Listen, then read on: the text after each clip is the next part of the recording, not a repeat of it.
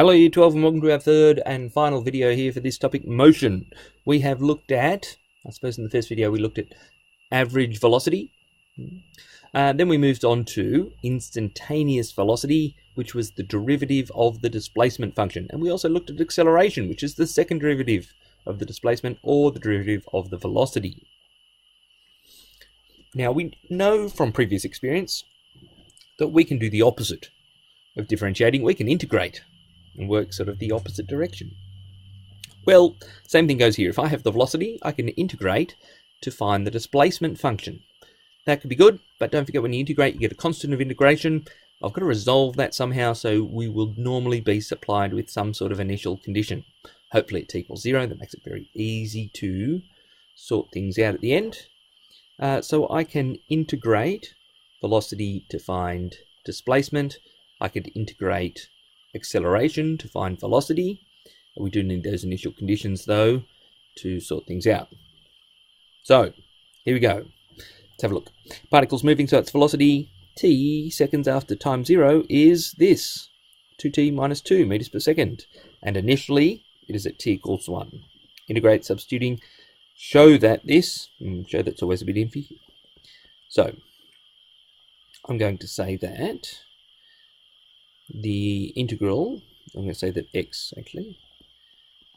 equals the integral of 2t minus 2 to t equals t squared minus 2t plus a constant.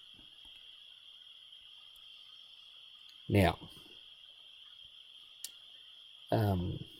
if x equals 0, t equals 1.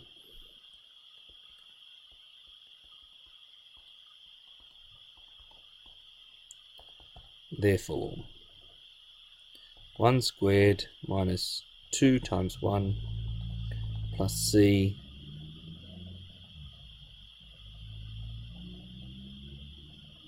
Oh, there's a mistake there. We can't have that. This is rubbish. There's a typo here. Please correct this. Initially it's at t equals 1. Initially it's at t equals 0. That's ridiculous. No, I think we're trying to say initially x equals 1. And in fact, look, when substituting there, and I just know that the c equals 1.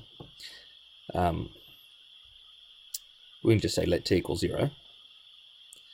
At t equals 0, x equals 1. Therefore, t squared minus, for 1 squared minus 2 plus c equals 1.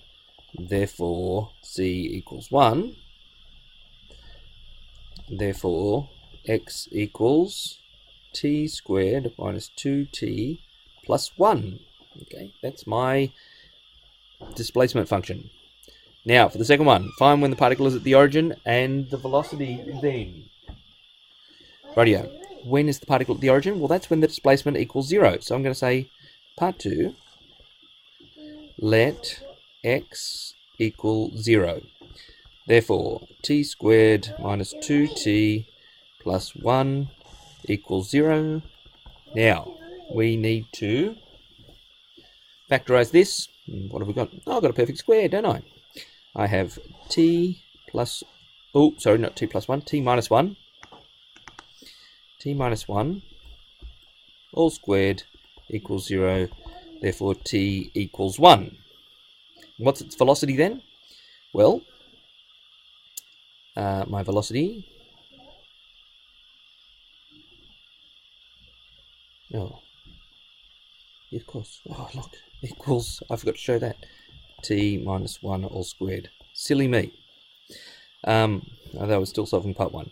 Now, if we substitute t equals 1 into my velocity function, therefore v equals 2 by 1 minus 2 equals 0. Once again, we have this situation where displacement is 0, velocity is equal to 0. Doesn't have to be the case, but it is in this case. Part 3. Explain why the particle is never on the negative side of the origin. Well, we have a perfect square, and so it, well, if you like, I guess you could say this. My displacement is described by this function here, which is a square, and squares can never be negative, right? Whatever I square could be 0, right? This has to be greater than or equal to 0. Right, t minus 1 squared is greater than or equal to 0 in all cases. Moving along now, differentiate to find the acceleration, show that it's constant. Right, part 4 here. We are going to differentiate. Be careful, don't differentiate the displacement function, you'll just get the velocity. You'll get back to here. We're going to differentiate that. I'm going to say v with a little dot above it, right? That's my, the derivative of velocity is acceleration, is equal to, it's equal to 2. So there you go. My velocity is constant, my acceleration is a constant 2. Rightio. That's how we can, I think we're at the end. That's the end. Rightio. There are certainly more complicated examples we can do. We can look at things like trigonometric functions, and we can look at exponentials. We'll look at some of those in class. But those are the principles there, that you differentiate displacement to find velocity, differentiate velocity to find acceleration, integrate acceleration to find velocity, integrate velocity to find displacement. That's it. Okay. Hope you enjoy. See you in class.